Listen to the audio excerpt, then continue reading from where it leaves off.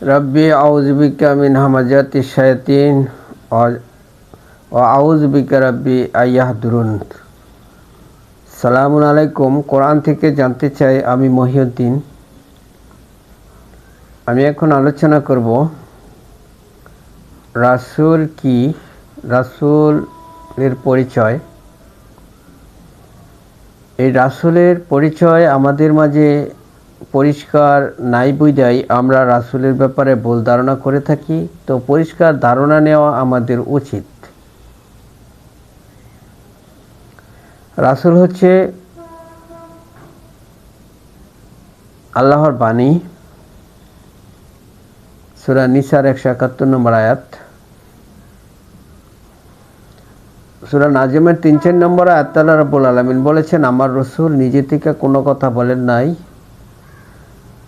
আমি যা ওহী করেছি তিনি শুধু তাই বলেছেন। অর্থাৎ আল্লাহ যা বলতে বলেছেন তিনি তাই বলেছেন। নিসার 80 নম্বর আয়াতে বলা হয়েছে, যারা রাসূলের আনুগত্য করলো তারা আমারই আনুগত্য করলো। রাসূল হচ্ছে আল্লাহর বাণী, রাসূল হচ্ছে আলো, রাসূল হচ্ছে নূর, আল্লাহর বিধান। রাসূল কোনো মানুষ নয়, রাসূল হচ্ছে আল্লাহর পক্ষ থেকে একটা পদবী। যাকে এই পদে ভূষিত করা হয় সে হয় সম্মানিত। রাসূল করা হয়েছে ঈসাকে, ঈসা নামক এক ব্যক্তিকে,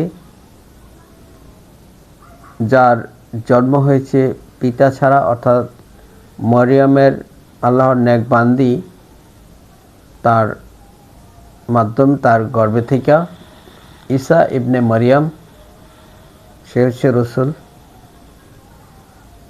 রাসূল হচ্ছে মুহাম্মদ এক ব্যক্তি, তাকে আল্লাহ রাব্বুল আলামিন রাসূল করেছেন।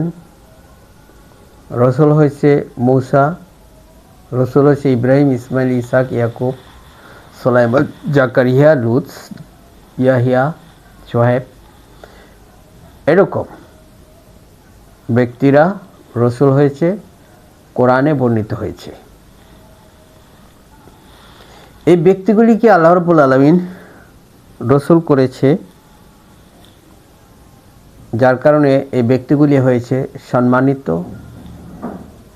আল্লাহর পক্ষ থেকে নিয়ামতপ্রাপ্ত, তার অনুগ্রহ এবং দয়া ভূষিত হয়েছে, তার দয়ার অন্তর্ভুক্ত হয়েছে। এই রাসূল যা বলেছে সেটা আল্লাহর কথা। রাসূল কোনো ব্যক্তি নয়। কোনো ব্যক্তিকে আল্লাহ রাসূল করেছেন, একটা পদবী। যেমন কোনো মানুষকে যদি মন্ত্রিত্ব দেওয়া হয়, এটা একটা পদবী, তাহলে সে দামি হয়ে যায়। কোনো একটা ব্যক্তিকে যদি রাষ্ট্রপতি করা হয়, এটা একটা পদবী, তাহলে সে দামি হয়ে যায়। প্রধানমন্ত্রী করা হলে সে দামি হয়ে যায়, এমপি বানানো হলে সে দামি হয়ে যায়, মেম্বার, চেয়ারম্যান, অর্থাৎ মানুষের মধ্যে যাকে এই পদগুলি দেওয়া হয় তারা দামি হয়ে যায়। এই যে পদগুলি কিন্তু আল্লাহর পক্ষ থেকে হচ্ছে রাসালাত, অর্থাৎ রাসূল। রাসূল তিনি মনোনীত করেন মানুষের মধ্য হতে এবং জিনদের মধ্য থেকেও, ফেরেশতাদের মধ্য থেকেও তিনি রাসূল মনোনীত করেন। রাসূলের মাধ্যমে আল্লাহ রাব্বুল আলামিন তার গায়েবের খবর প্রকাশ করেন। রাসূল ছাড়া তার গায়েবের খবর তিনি কারো কাছে প্রকাশ করেন না। সমস্ত গায়েবের খবর তিনিই জানেন, অন্য কেউ জানে না। রাসূলের মাধ্যমে তার পরিচয় অর্থাৎ আল্লাহর পরিচয় তিনি মানুষের কাছে তুলে ধরেছেন।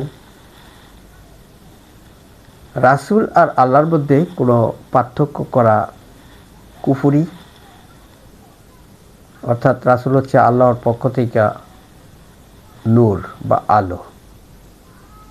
সূরা নিসার 150, 151 দুটি আয়াত পড়লে আপনারা পাবেন, যারা আল্লাহ এবং রাসূলের মধ্যে পার্থক্য করতে চায়, একটা মধ্যমতা অবলম্বন করে, তারা সাচ্চা কাফের।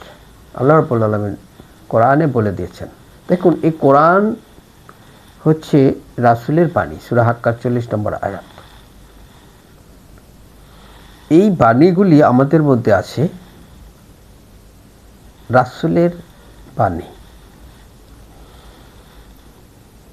এছাড়া আমাদের মধ্যে আর কোনো দলিল নাই যে আমরা আল্লাহকে জানব, আল্লাহকে মানব, আল্লাহর বিধিবিধানগুলি জানব। অন্য কোনো দলিল নাই এই কোরআন ছাড়া, রাসূলের বাণী ছাড়া। এই বাণীকে যারা বিকৃতি করতে চায়, যারা নষ্ট করতে চায়, তারাই কোরআন ছাড়া আলাদা আরেকটা পুস্তক বানায় রাসূলের নামে, যা খুবই গর্হিত কাজ। কারণ রাসূল হচ্ছে আল্লাহর বাণী, আর কোরআন হচ্ছে রাসূলের বাণী। এটা যেন তেন জায়গায় যে কোনোভাবে এটা উপস্থাপন করা যায় না। এটা খুব মূল্যবান জিনিস, এটার কোনো দলিল প্রমাণ লাগে না। এটা হচ্ছে নিজেই নিজের দলিল, অর্থাৎ কোরআন নিজেই কোরআনের দলিল। এটার কোনো কিছু লাগে না যে এটা ওটা দিয়ে যাচাই করবে, কোনো কিছু যাচাইয়ের প্রয়োজন পড়ে না। রাসূল হচ্ছে আল্লাহর পক্ষ থেকে নূর, আল্লাহর বাণী। এটা যে আল্লাহর পক্ষ থেকে এসেছে, সৃষ্টিকর্তার বাণী, সৃষ্টিকর্তার বিধান, এটা হচ্ছে মূল দলিল, হচ্ছে বিশ্বাস। আর বিশ্বাসের মালিক হচ্ছে আল্লাহ। আল্লাহ যাকে ইচ্ছা তাকে হেদায়েত দান করেন। তার ইচ্ছা ছাড়া কেউ বিশ্বাস করতে পারে না, ঈমান আনতে পারে না। ঈমান মানে বিশ্বাস। তার ইচ্ছা ছাড়া কেউ ইচ্ছেও করতে পারে না। এ সমস্ত বিষয়াদিগুলি সব কিছুই ক্লিয়ারভাবে, পরিষ্কারভাবে কোরআনে বর্ণিত হয়েছে, অর্থাৎ আল্লাহর বাণীতে, রাসূলের বাণীতে জানিয়ে দেওয়া হয়েছে যে রাসূলের বাণীগুলি কি ছিল, আল্লাহর বাণী কি। আল্লাহ এবং রাসূল এর মধ্যে পার্থক্য করা কুফরি। এটা কোনো মানুষ নয়, এটা হচ্ছে একটা পদ, একটা পদের নাম, একটা পদবী। এই পদে যাকে ভূষিত করা হয় সে হয় সম্মানিত। আল্লাহ রাব্বুল আলামিন যাকে দয়া করেন, যাকে মনোনীত করেন, যাকে বাছাই করেন, আল্লাহ যাকে ইচ্ছা তাকে সম্মানিত করে থাকেন। আমি আমার আলোচনা আর দীর্ঘায়িত না করে এখানে শেষ করছি। সালামুন আলাইকুম।